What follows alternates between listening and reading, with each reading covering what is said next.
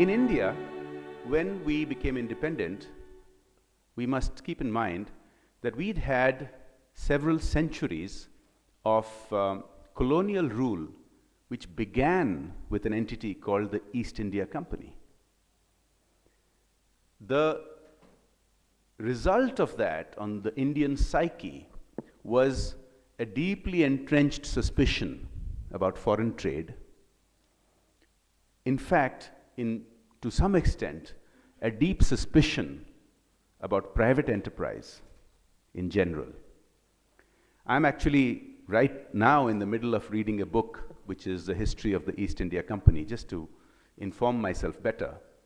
But it's important to understand that a country like India, which today is celebrated for lots of entrepreneurship, and has a tradition going back many centuries of trade and a developed economy, a country which Cambridge University estimates that in the year 1700, it had almost a quarter of the world's income.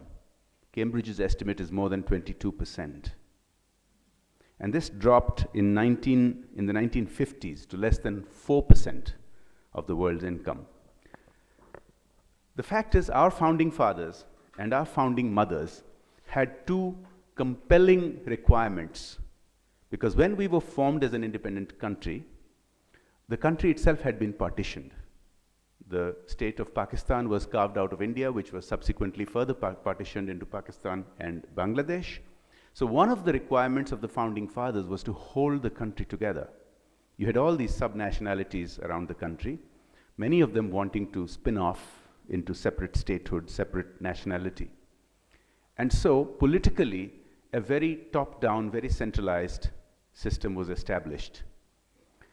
And economically, because of the suspicions particularly about foreign trade, but also to some extent about private enterprise, you had this command economy with a great deal of state control, licenses, and that whole system came to be known, as you know, as the license permit Raj.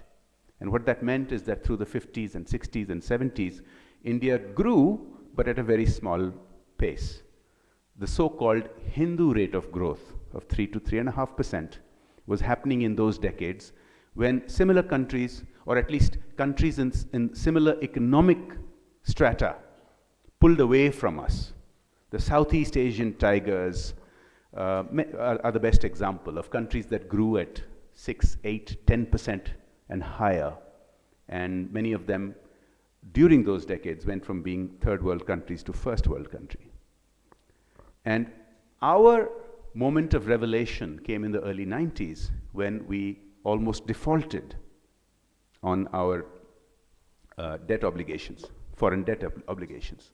And that was a shock to the system that got us to realize that the so-called mixed economy model, which is what India's economy was called, but in fact it was very heavily dominated by the public sector, very heavily dominated by statism, was not working, and that we needed to change. And that's how the Indian economic reforms started in 1991 and have broadly sustained, not smoothly, not continuously, but have broadly sustained. The general direction over the last 22 years has been that the economy has continued to be reformed with a greater scope for the private sector to play a part, and with government withdrawing its interference in very many sectors, with independent regulators having been set up, and so on and so forth. This process has not always been smooth, and the reason for that is that just as the economy has changed, the politics of the country has changed also. Now, I mentioned earlier that the founding fathers had this very command and control outlook on both the politics and the economics of the country. And that led to a strange situation for a large country of a lot of decisions being taken in Delhi. And that was never sustainable. You cannot run small districts 1,000 and 2,000 miles away and deal with its problems sitting in Delhi. And also keep in mind that India is a large country and it has more than 30 states and union territories, 22 officially recognized languages, many other languages that don't have official recognition, hundreds of different dialects. So I urge you to think of India a little bit like Europe. Many different languages. Europe has a certain degree of unity, but of course separate states. India, of course, is one country, but has a lot of separate sub-nationalities. Why is this important? This is important to understand that two-party rule was never going to be the case. Although we had the Congress Party, which was the party that fought our independence struggle primarily and got the country independence, had dominance for the first 45 years. But by the 90s, the economy had frayed and the politics was changing. So let me again give a European example. The reason why single party or two-party rule didn't happen and why we've today multiple parties. And in case some of you didn't know, we have 45 parties in parliament. We have many more parties registered as political parties, but at least 45 of them have got at least one member elected to parliament. So we have today coalitions of usually 22 or 23 different parties running the country. That leads to other issues that I will come to in a minute. But the point I'm trying to make is, if you think of the European example, can you imagine Europe as a whole being run by two parties? Can you imagine a German leader campaigning in Greece? Can you imagine certain Italian leaders campaigning in the UK? There would be limits. There would be cultural limits. There would be language limits. And that is what is happening in India. Many states in India, of course, are larger than most countries. My state is pretty much an average state. It has 42 million people. It is the size of England. And that's an average state. And you have many states that are much larger. We do have some small states, of course. So it was natural that politics would develop into many parties, and a lot of regional parties have come up. The party that I represent, of which I'm a founding member, is a 15-year-old party. It was founded because we believed that we were being shortchanged. The state of Odisha was being shortchanged by national parties that ruled from Delhi with not a clue about the real problems of the villages in Odisha or the economy of Odisha. The central government usually comes up with a one-size-fits-all policy. It's not possible for them to adjust. And a one-size-fits-all policy doesn't work, particularly in a large and diverse country. And more than that, economic injustices then develop. I'll give you an example. We've long been one of the poorest states in the country. And this despite the fact that we have immense resources. We have immense mineral resources, but besides that, we have huge tourism potential. We've had many other opportunities that were simply not encouraged or invested in when the central government used to decide where the investment used to go. And the reason for that is that as an average state, we send 21 members of parliament out of 543. This is in the lower house, which constitutes the government. The upper house is important for passing bills, but the government is constituted from the lower house. So 21 out of 543 meant that we didn't have a voice. So in the days when one party used to run the entire country, even if it won 15, 17, and once it won 20 seats out of 21 seats in Odisha, but they used to be part of a party that had 300 to 400 seats in the center, and they didn't have a voice. But as 20 years ago, as regional politics began emerging, as regional political parties started succeeding, and one-party rule gave way to coalition rule, things changed.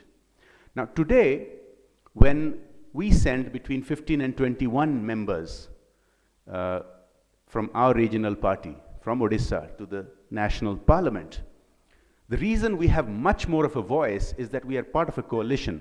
We are not part of a rigid pyramidal structure of one party where our voice is drowned out by 300 others.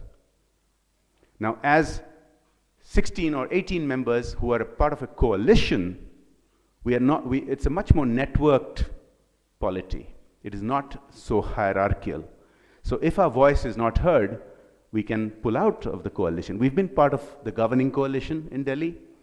Today we are part of the opposition. And that flexibility of not being submerged in a big monolithic party gives you much more voice. So what has that led to? Forgive me, I'll give a lot of examples from my state because that's what I'm most familiar with, but you can actually use the argument in throughout the country and come up with, because you've had a rise of regional parties, not just in my state, but throughout the country. So what that has meant is, in the old days, when you had a monolithic system, when you had a command economy, and the regional voice didn't count for all that much, the central government used to take economic decision based on politics.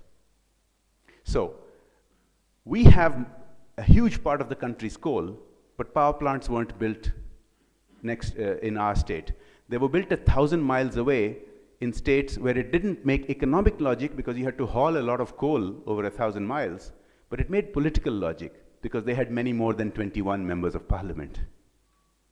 Similarly, we had a lot of bauxite, we had a lot of iron ore, but almost no investment in steel plants or smelters came up in our state. We have a 500-kilometer coastline, and very little investment was made in ports. And those investments were made in other places which had more political clout. That is what has changed. In the last 20 years, political clout went from being concentrated, not just in Delhi, but in a few very large states, to being much more distributed, because the polity itself has become much more distributed. Think of it as analogous to what is happening in the corporate world throughout the world, from old, monolithic, large companies, think of General Motors of the 1960s, to far more networked companies, far more flatter organization structures. That's exactly what has happened to Indian politics. So what has that led to? It has led to a lot of devolution of authority, a lot of devolution of both financial and political authority. Now, I'll give you an example of what that has done to us. In about 50 years from 1947, we got approximately $1 billion of investment in my state. This was directed by the central government, allowed or disallowed in many cases, and limited. In the last 9 years, we've got $25 billion of investment. Up from $1 billion in 50 years to $25 billion in 9 years. And what it has done to our economy is pretty stupendous. Now, as one of the poorest states traditionally, all along, we used to have a zero growth scenario for decades. You know, when the country was growing at the Hindu rate of growth of 3%, we used to grow at 0.05%. Even in the 90s, when the country was already growing at 6%, we were growing at less than 1%. But in the past decade, while the country went up dramatically from 6 to 8 to 9%, we went up very dramatically. And for the past decade, we have been growing at 2% higher than the national average. This is a huge historic turning point. Hasn't happened in a very long time. We've been growing at 9.7% for the past decade, and even now, when the entire country has come down, we are still growing at nearly 2.5% higher than the national average. The national average today is 5.5% GDP growth rate. Odisha is growing at still just under 8%. This is not true just of Odisha, it is true of many states. Now, there are some states that have also traditionally done well, had big developed economies, and have continued to do well, like Gujarat. But there are half a dozen states like Odisha, which were being written off a decade ago. Odisha, Bihar, Chhattisgarh, Jharkhand. And there was a great worry that we were polarizing India into the have and the have-nots in different regions, and that it would lead to huge social tension. Just the opposite has happened. These are states that have been outgrowing the national average and has led to also political change. One of the things India settled into in the 80s and 90s was anti-incumbency. Only 2 out of every 5 elected members gets re-elected in India. This is quite different from the Western world, where re-election rates are very high, often in the 90s. In India, I believe, I'm not a social scientist, but this is my belief, that the reason we had such high rates of, or such low rates of getting re-elected, or high rates of anti-incumbency, was that the system was not delivering adequately.